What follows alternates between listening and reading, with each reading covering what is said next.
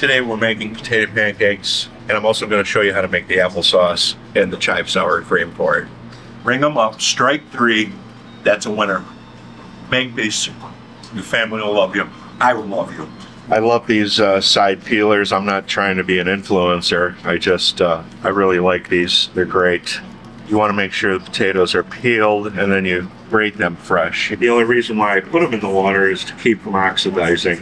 But fresh potatoes and anything, soup, side dishes, hash browns, always 100 times better than potatoes that are prefabricated. Yeah, it takes a little bit longer, but they're way less expensive, and you get to put your heart into it. This 4 potato batch is going to make about just under 18 potato pancakes. And what's nice about this is I make my potato pancake without flour. You can also bake these instead of pan fry them. And after you bake them, you let them cool off. You put them in a Ziploc bag, and then you can put them in your air fryer to brown them off and crisp them up. And you would do that frozen. Or you could let them temper and get unfrozen and then pan fry them. Now, when I do my potato pancakes, I shred 2 of them and I slice 2 of the potatoes. Again, I'm doing all this from start to finish today. I don't want people to think that I can whip up potato pancakes in 10 minutes. It takes about a half an hour to make a good potato pancake. And if it's for just a couple of people, then you have potato pancakes for snacks. Next 2 potatoes are on the slicer. You know, ask the reason why I do this. Well, the shredded potatoes kind of hold the potato pancake together. The slices give you pieces of potatoes, so your potato pancake isn't all mealy like a terrible sausage, you know, where they overgrind the meat and it's just so mealy, it doesn't have any texture. I know a good Italian sausage, it's got a chunky, coarse grind. So that's kind of the same premise here. We want not only the shredded potatoes to hold the potato pancake together, but we want pieces of potato in here as well to give us some texture, some meat. To this, we're going to add some chopped Italian parsley. I got a little dill in there. I was doing the green onions earlier, and Zach said, you know, I should show that trick. You hold the green onions in your hand loosely. You start out with about 1 inch, and you tap with your knife, and that's how you get them all even one shot. You know, and I always did this with my kids. I'm going to do it again live. I know I'm going to hear about it. This is my potato pancake recipe, Confucius says. So again, with the knife, you let the knife do the work. You angle it away from you.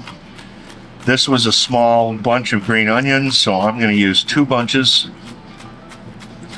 I like to use green onions because I love the flavor of a green onion. Use the back of your knife to scrape, always. Then you can pick up with the blade. A spring onion would be good. Chives would be good. Red onions, white onions will work. I just like the flavor of a green onion for this application because it gives you that garden fresh herbal essence. If you did a regular onion, would you shred it? Yeah, you could. I would suggest it so it melts into the potato pancake. All right, so 1 egg, about a teaspoon of salt, a couple teaspoons of black pepper, some of my house seasoning, which has cumin, oregano, and about 8 different other things. I'm not giving you the seasoning today. Sorry, that's one I'm holding on to. I have to admit on camera that I'm not a big fan of the red potato. It's a texture thing for me. Now, instead of flour, I use potato starch. So we're looking at probably 3 tablespoons. That's it. You can see these potatoes are already starting to turn brown. That's why you do them right before you're ready to make this. That potato starch picks up all that juice from the potato. So now they're gluten-free potato pancakes. I'm not liking that. I'm going with a 2nd egg. It just doesn't look eggy enough for me. So we can figure 1 egg for every 2 potatoes. I always talk about tasting your food. And what I want to do is I want to stick a plastic spoon in this, but I'm not going to take a full spoon of raw potato and say, I want to taste that juice, make sure it's seasoned enough. And it is. Okay, that looks good. And it looks dry and it's not watery. Now I've had this saute pan here on low. So we want to cook these slowly, like on a medium heat. We don't want to do it high heat because we want to give those chance for those potato pancakes to cook. We don't want them to get too brown while the inside is still raw. So we want to do a medium heat. You can use a scoop, you can use whatever you like. You know, I used to be on the grill at my family's restaurant, and I'd be cooking 100 potato pancakes at a time with an ice cream scooper on a 6-foot grill. And that's all I did all day long was make potato pancakes. Now I'm making these a little bit bigger today. So if you did half this size, 2, 4, 6, 7, you end up with about 14 or 15. Now, while that's cooking, we got a nice bubble here. We're going to turn it up just a little bit. I've got some apples, and I really wanted to show you, these apples been in my fridge. I do a lot of juicing, and some of them start to get a little bit dry on the skin. Perfect for applesauce. And I use Pink Ladies or Honeycrisp because I like a tart, crisp apple. It gives a great texture for the applesauce. I made some earlier this morning that I'll show you. Okay, this is a really easy recipe. I used to make this applesauce for my girls when they were babies, and they loved it. When I told them that I was making this today, they all still remembered the applesauce. Okay, now I got some ginger here. I'm gonna put in, 2 slices. It depends on how good the ginger looks. This looks really good. 3 ounces of brown sugar or honey, maple syrup, regular sugar. I like the brown sugar because it has a little bit of that molasses in there. It's okay to leave the ginger 2. skin on. I'm going to poach these apples and then I'm going to take the ginger pieces out. When I made my applesauce this morning, I left them in because I like those little surprise ginger pieces. So you got lemon, sugar, ginger, apples. That's it. We're going to put that on a medium-high heat. Cover it. That takes maybe less than 10 minutes. Chive sour cream. Now, I fill up the sour cream in a bowl that I'm going to use to serve, or the amount of that I need. I'm going to add some fresh herbs. I'm going to add some chives. Again, you're just holding the food with your left hand. And the smaller the piece of whatever you're cutting, the slower you should go. The larger the piece, you can go a little bit quicker. But I want to get this into a nice small dice. Okay, and I got about a 1/4 cup there. Salt, pepper, just a touch of my house seasoning. Got a really good sour cream here. I didn't want to show you the label, but it's really good. They used to serve this in steakhouses in the 70s. When it used to be real sour cream. Now they use that, I don't know what it is. They try to pass off tzatziki sauce with this fake sour cream. It basically never gets thin. This is that applesauce that I made this morning. Look at that. This recipe is exactly it's in the pot right now. All I did was sprinkle cinnamon on top. Let's take a look at our potato pancakes, see how we're doing. Now, if they stick together in here, you got that potato flour in here, so they're going to hold together nicely. You just separate it with your tongs.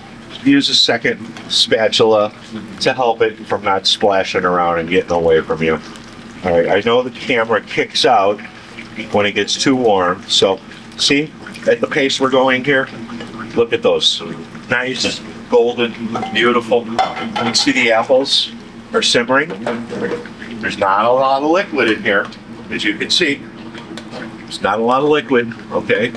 There's about a 1/2 cup of liquid. We got the lemon juice, we got the water. Now, if you didn't want to put the water in, you could use white wine. You could put like an apple liqueur in there. These are looking good. We're about maybe another 4 minutes away. Our apples here, and we want to cook these until they just get soft, okay? These are still firm. This liquid will reduce down just a bit. These potato pancakes can be made ahead of time. You can pop them in the oven. You can refry them before you eat your fish fry or whatever. They're great as an appetizer, with that olive tapenade I showed you how to make, or this sour cream chive. Tartar sauce. Make little baby potato pancakes for an appetizer. I've seen it where you put a little piece of smoked fish on it, maybe like smoked salmon, and mix some capers into the sour cream and chive. Okay, so see how nice and crispy these are? We're at a medium flame. These apples are soft now. So we're going to turn this off, fish out that ginger. Unless you like pieces of ginger in your applesauce, like I do, then keep it. If not, all we did was extract the flavor. You wanted to put cinnamon, clove, cardamom, any spice you wanted to use in this apple to give it a little tweak, go ahead. What I did with mine is I threw this in the Robocoup. Got a Robocoup. Apples get poured in. Puree that. You can make it as smooth or as chunky as you want it. You can add a little bit of brandy at this point, or rum. You know, we use the lemon juice in here to make it tart because we use the sugar. You got the sweetness from the apple, you got the sweetness from the brown sugar. There you have it. If you don't want the peel, certainly go ahead and peel the apple. There's a lot of nutrition in there. Pectin is good for your fingernails. Probably 3 to 4 minutes each side, so not more than 10 or 11 minutes. Does the potato in the center continue to cook after you pull it out? Absolutely. That sounds good as well. I do like to hit them with a little pepper. Okay, so then we take the chive sour cream.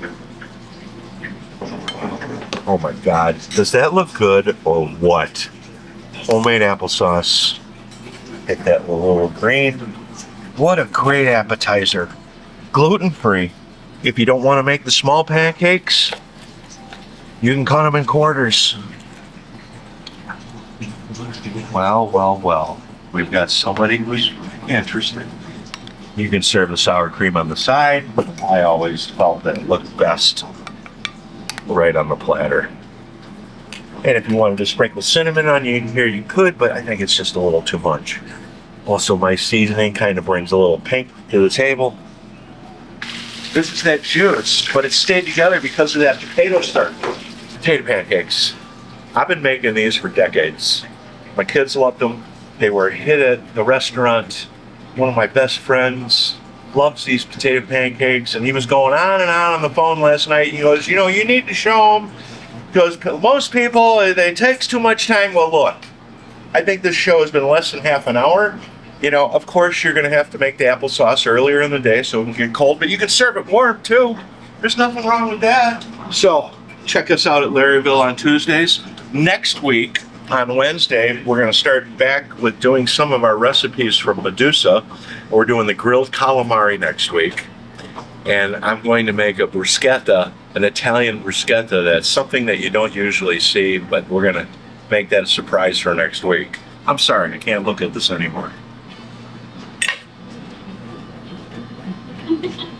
Ring them up, strike 3. That's a winner. Make these. Your family will love you. I will love you.